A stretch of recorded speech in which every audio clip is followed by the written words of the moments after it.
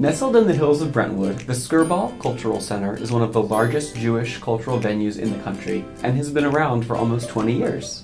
Spread across 15 acres, it features a popular museum and a ton of activities in which the community can become involved. We took a sneak peek at some of their upcoming exhibits and to find more about the Skirball in celebration of Jewish American Heritage Month.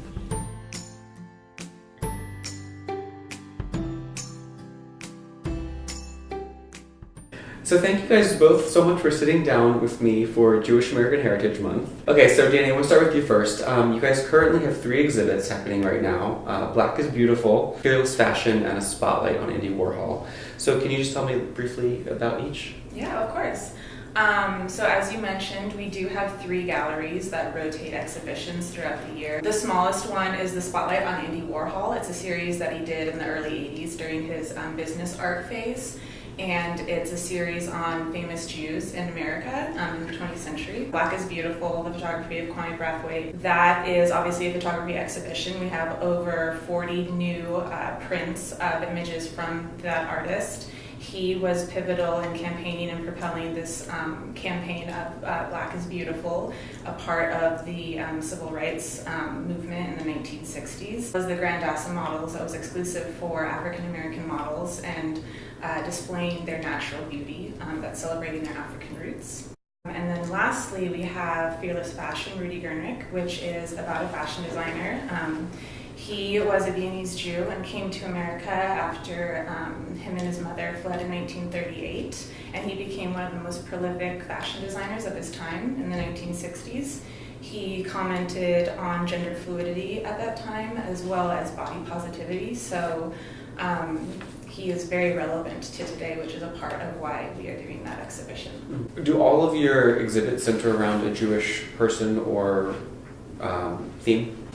Yeah, that's a great question. So, yes, we do exhibitions that focus on people of Jewish descent. For example, Rudy Gernrich, or the last exhibition I had the privilege of curating on Justice Ruth Bader Ginsburg, right? But we've also done exhibitions of art and history by people like Ansel Adams, who photographed the forced incarceration of Japanese Americans during World War II at Manzanar, or Kwame Brathwaite. These people aren't Jewish, but the work speaks to a value or ideal that's really important to us. And those values and ideals are things like welcoming, pursuing and championing social justice, affirming human dignity, and celebrating human and civil rights. Yeah. So Kate, you are the curator, or one of the curators here. Yeah. And so, I mean, I think it might be like kind of like an amorphous title for a lot of people. So what, Yes. So can you kind of break down like what a museum curator does from, and also, is it harder to curate an exhibit in a place with such a specific cultural niche? Well, I think it's a great question, selfishly, because there's so much confusion about it, right? Yeah. I saw a job posting a few years ago called Curator of Vibes, right? What does that even mean? Right. So what does a curator do? Differs from institution to institution, but generally we're doing research and we're locating stuff. And I'm saying stuff intentionally because there's some sort of theoretical understandings of what a museum is, but what you really need is people in space with stuff. That can be artifacts, that can be media, that can be art, but it's finding the stuff and bringing people together and listening. Listening is so central to the work that contemporary curators do, especially curators who curate in a cultural field, right? As much as we're doing research, we're really listening and trying to tell the best story we can and bring people together and telling that story. When you're conceptualizing to, executing these exhibits, are those ideas just thought up by you, or are they kind of more value driven based on the Skirball's values, or? Our exhibitions, I think, really speak to our mission, right? We look at the intersection of the Jewish value of welcoming the stranger and American democratic ideals. And sometimes the exhibitions are developed in-house, right? The team works on it, we bring it through to the public. But sometimes people approach us And we really believe in that because we are a democratically based institution. We also take shows from other institutions. A show may develop in New York, and we'll have the privilege to bring it out here to the West Coast and showcase it. Like Ruth Bader Ginsburg is, right? Well, actually, that's an interesting anecdote. So that began as a book. One of our fellow employees here in the education department, she was homesick one day and read that book and then came to Kate the following day and said, I really think this is a great idea to start developing an exhibition on. So there's so many different avenues, so many different ways in which subject matters come to us. What is the center doing for Jewish American Heritage Month? Well, here at the Skirball, we like to say that every month is Jewish American Heritage Month. But specifically this month, you can visit our Visions and Values exhibition, Jewish Life from Antiquity to America, that celebrates 4,000 years of Jewish life and culture. And you can partake in our wide array of programs and activities on site. So Danny, the center was named for Jack H. Skirball, who provided the initial funding to get the center up and running. How many visitors do you guys have here per year? So the amount of visitors that we get here at the Skirball in Los Angeles depends on the exhibitions and programs that we have at the time.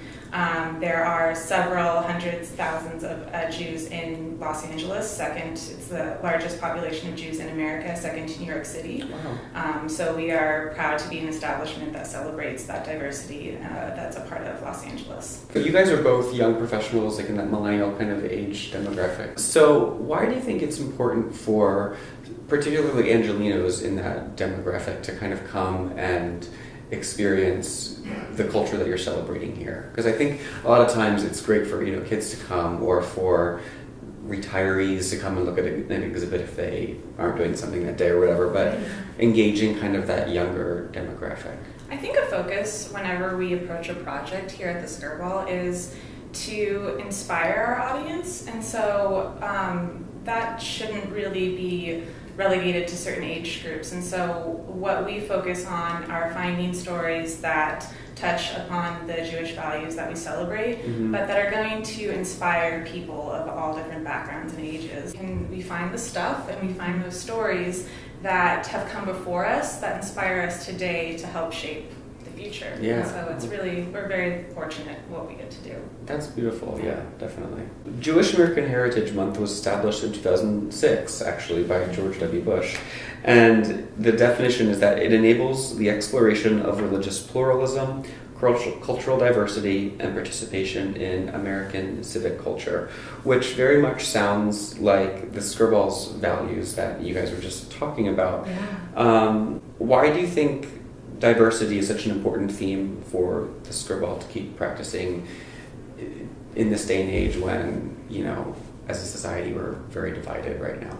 Here at the Skirball, that speaks to the heart of our mission. But here in Los Angeles, that takes on an even more robust meaning because we're such an incredibly diverse society. And so in allowing us to connect with ourselves, connect with Jewish history, and connect with our community, we are celebrating diversity, and that's really fundamental to everything we do.